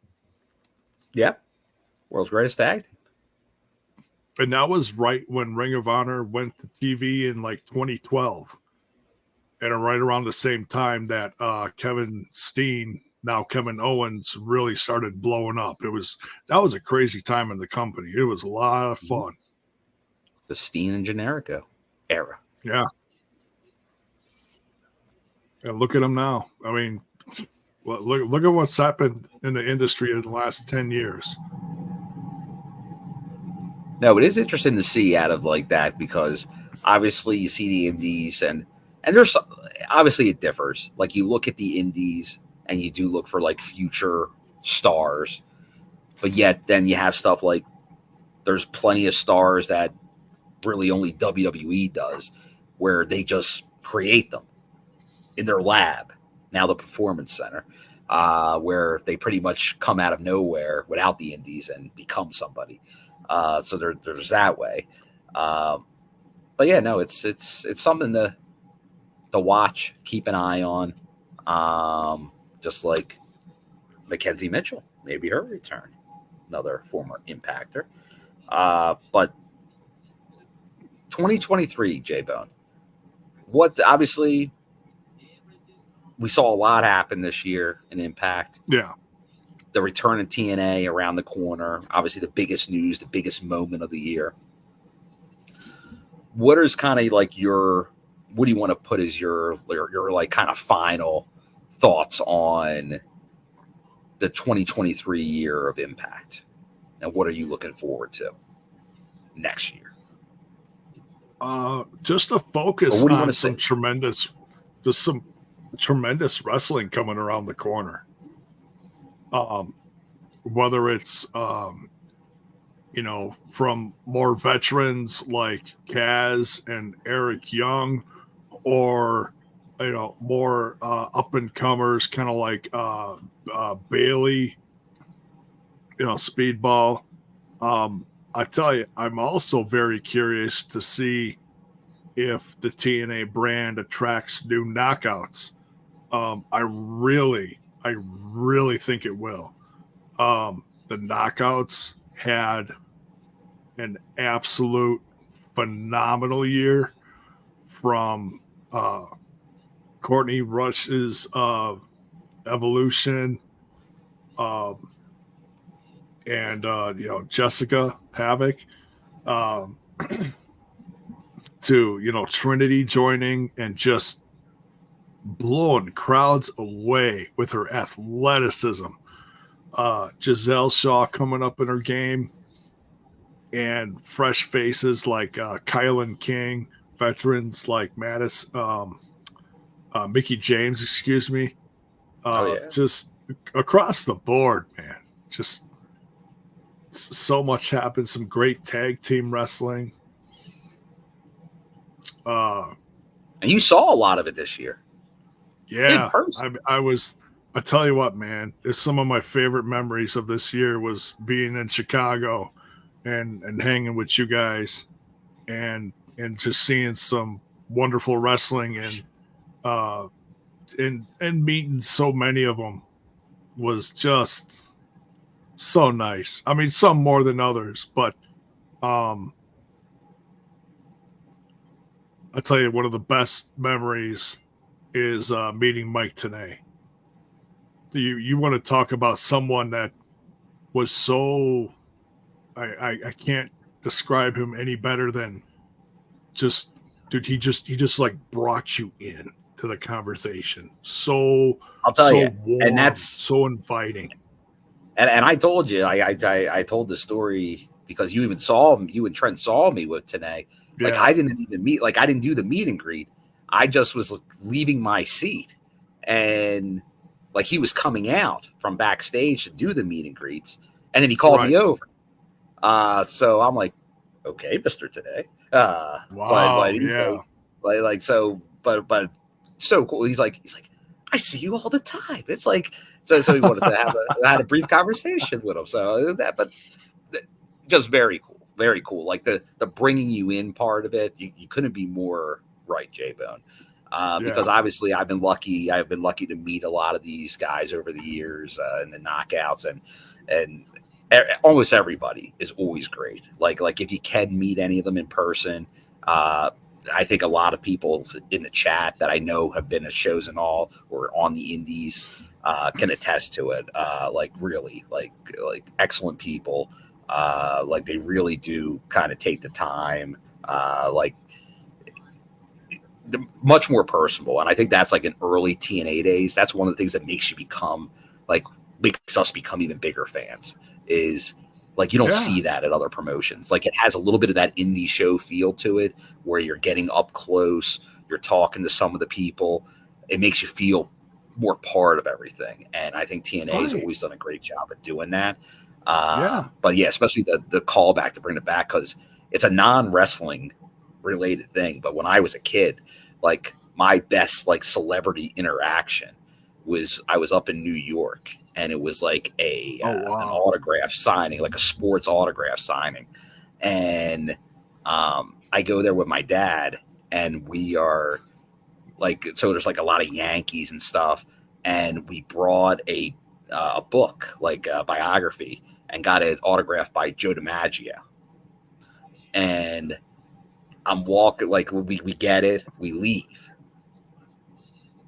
Like 2 minutes later, like we're like walking down like a hallway, Joe DiMaggio comes back, and he like taps me on the shoulder, and he's like, "You're wearing my number," because I was wearing my Little League shirt, and I was number 5. Oh, so like that type of stuff where like somebody went out of their way, like a baseball legend got up out of his chair to come track me down. And that's kind of what you feel at times with these. With that's people cool. TNA. Like they go that extra mile, like TNA, saying, "Hey, come on over." Like him initiating the contact. Like that's something you don't see somewhere else. So very cool. Yeah. And just like and one of our favorites, friend of the show, Dave Penzer, same thing. Like he's always acknowledging everybody. One of the classiest guys in the business. Love Dave. Yeah. When you and I Hughes, you're not wrong. Like I'm hey, I'm a fan of Jade. Wish her all the luck in the world. But I can't hide the fact I'm a huge Dave Penzer fan. I always have been. When he came more on board and becoming more friendly with him, talking to him all the time, like being able to have a drink with him in Vegas, like those are moments that you can't. Hey, we got our picture with Penzer. What a cool riot. Cool stuff. Yeah, but like those are the things you don't expect or anticipate, but yet in a company like TNA, they can happen. Yeah. You and I were getting our pictures with the tag belts, and we called Trent over. He was talking to Bravo. And then, so I'm looking one direction, and then out of the corner of my eye comes this guy. Who is this guy? And he's like, just, like, oh, it's Penzer. What? What is Penzer doing? Oh, hi, Penzer. Oh, my God. Yeah, that just... If somehow I hear about Penzer, like, working, like, announcing a show somewhere, and I can get to it, I'm going to have to go to it. Oh, yeah, man. Maybe something in Florida. Go on a little vacation. Anything else? No, just once again, obviously wasn't here last week, but definitely appreciate you and Alicia. And I saw Alicia. We weren't able to acknowledge her, but I don't know if she's still around, but she was in the chat a little while ago. Oh, yes, she was. Yeah. So thanks for stopping by. But good job on the show. Obviously, great year, Impact, the TNA thing, huge. Can't wait to see it all play out. But definitely can't thank both you, Alicia, the gang, the TNI gang. Enjoying doing the show. Looking forward to continuing it with TNA next year. And obviously thank everybody here in the chat. Like a lot of familiar names. Everyone contributing here in the Discord. Definitely hop in the Discord. No, it's the holidays and all. And, everyone's busy, so not as much action going on lately, just like with Impact. Maybe the comment of the night from Critical Sting. Yeah. Actual weekly TV is going to hit like crack in the 80s when we finally get it back. And he ain't wrong, because right now we're hankering for such new content. Like we're all going to freaking explode with Hard to Kill and the Snake Eyes fall out on TV. Yeah, so, well, he said it pretty good. A new place. It's at the Palms, right? It's not at Sam's Town. It's at the Palms, yeah. So it's a new venue, but very, very, very cool stuff. I'm looking forward to it. I've been to Vegas a bunch over the years. I've actually never I've never been in Palms before. So it'll be my first time there, because usually I'm either like, obviously I've been off the strip with staying at like the Sam's Town area the last handful of years. And then obviously with work on trade shows and all, I did a lot of the strip. I went in and out. I never stayed in Old Vegas, but I've gone in and out for different stuff. So this is kind of just off the strip, but a little different than some areas I've been in before. But no, it's going to be, and here's some, just looking at some people's chats here. Dr. Gerbs, it's great to meet you this year. Hope to meet you sometime, J-Bone. That's very cool. Hopefully you can. Aaron Jack, I'm flying out tomorrow for Hard to Kill. It's going to be a long flight all the way from England. See you there, Bill. Look, Aaron Jack coming out. Love to see it. It's going to be a 2-week flight. What's going on? Hey, if you're flying all the way over, you might as well get your time in, man. Yeah. Show up a week early. I know, like some of the other guys, like Will from England, we called him, who I met in when they met at BFG in Ottawa, and he came to some future shows. Like when he came out, he came out for a couple weeks, and he would do other stuff. And you know what, T. Hughes, thanks for putting out. Definitely, our condolences once again. The first Sabin night. I know I sadly was not here the time he was on the show with you and Trent, but obviously I saw him in the chat all the time, and we're kind of referencing things. But yeah, definitely our condolences to his family, his friends. Yeah, obviously a big time early TNA fan. It was so much fun talking to him when we were doing the throwback reviews, because he's a guy that was actually in the crowd. So it was great going to him for like opinions on stuff and be like, hey, do you remember this event? Do you remember what happened? Yeah, it's rare to find people that almost even say they were there. Like it's because a lot of it was the same people. Like it was people kind of more local to the area. And they were like, it was their weekly wrestling. And like kind of to hear from them now, like you don't hear from many of them. So that we were able, luckily someone found the shows, the throwback series, and was like, yeah, I was there. And they're like, this is what I was doing. It's like, oh wild. Yeah, there it is. There's the signs. Yeah. That was sad when that hit. Was that Twitter? It hit, or X, or whatever you want to call it. I know Trent kind of gave us the heads up. But yeah, that kind of like came out of the blue, and that's always the thing with, and obviously over these last couple of years with COVID, and kind of like you had this happen, like where like people like you may not have known as much in person, but you got to know through these new means of technology that we're lucky enough to have. But then it's almost like the more people you get to know, the more sadly you lose them too. And definitely, once again, it's definitely a sad thing. And but luckily enough, we were able to have that interaction and get to know them in the meantime. Absolutely. Yeah, very thankful. Because it was nice to finally. I mean, it was very unique to have Trent's and yours point of view on, you guys watched them live at the time, and I was watching them episodically week by week, and just as a new fan, like brand new on YouTube or on Plus or whatever I was watching them on. So it was great to get those different opinions on stuff watching it, because I was watching it like a brand new show, Yeah. No, and that's a good way to look at it. Like that was a good viewpoint. Have someone that's never seen it, and then somebody that has seen them all. But then to throw in a live viewpoint as well, that's kind of icing on the cake. Yeah.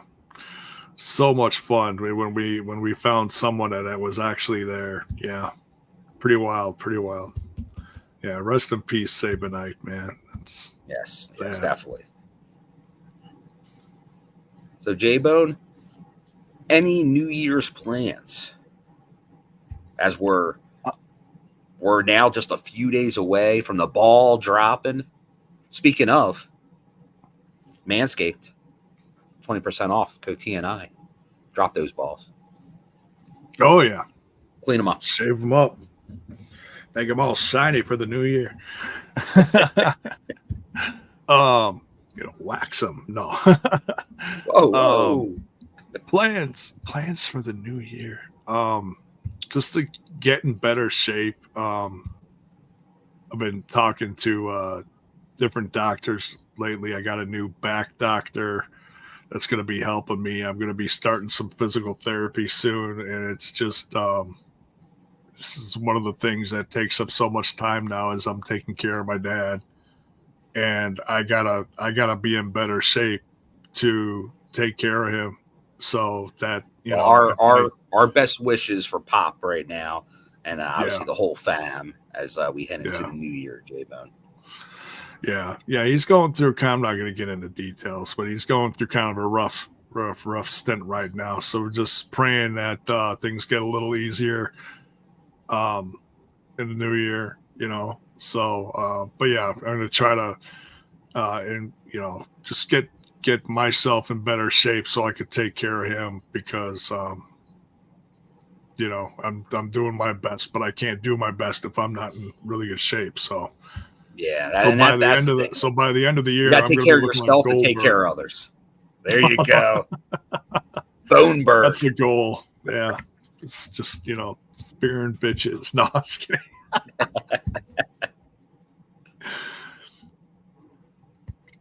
Hey, the guy can still do it. Hey, darn right he can. So, hey, who knows? But next week. The best of TNA, so who knows what we'll see. I'm looking forward to see. I'm sure we're going to see what gets the highlights. A lot of throwback clips, some crazy stuff, some good tag team stuff, Triple X,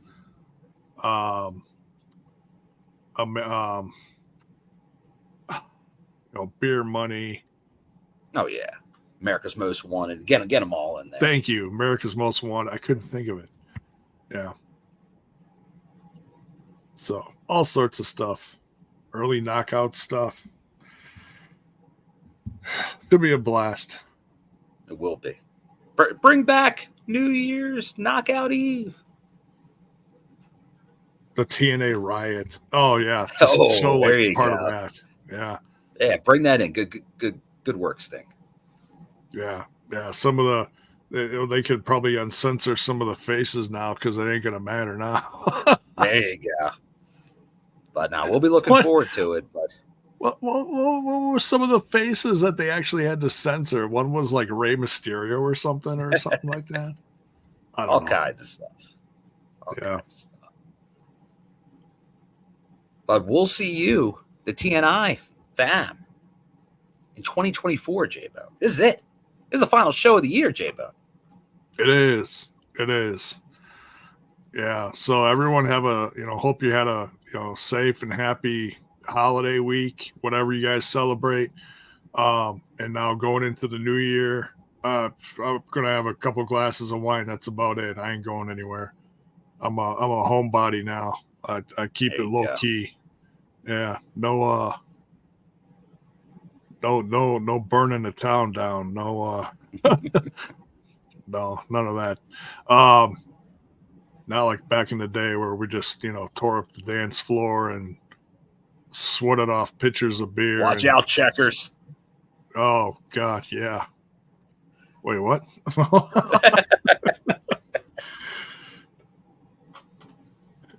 Oh, God. But yeah, everybody stay safe, ringing in the new year because we want to see you guys back here because we care about you guys.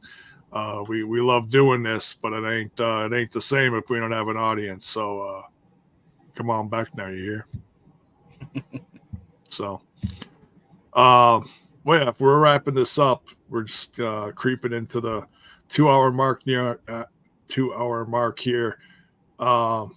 as I always say, make sure you smash that like button, smash that sub button, ring that bell for notifications. Why? So that you know when our mugs hit your screen.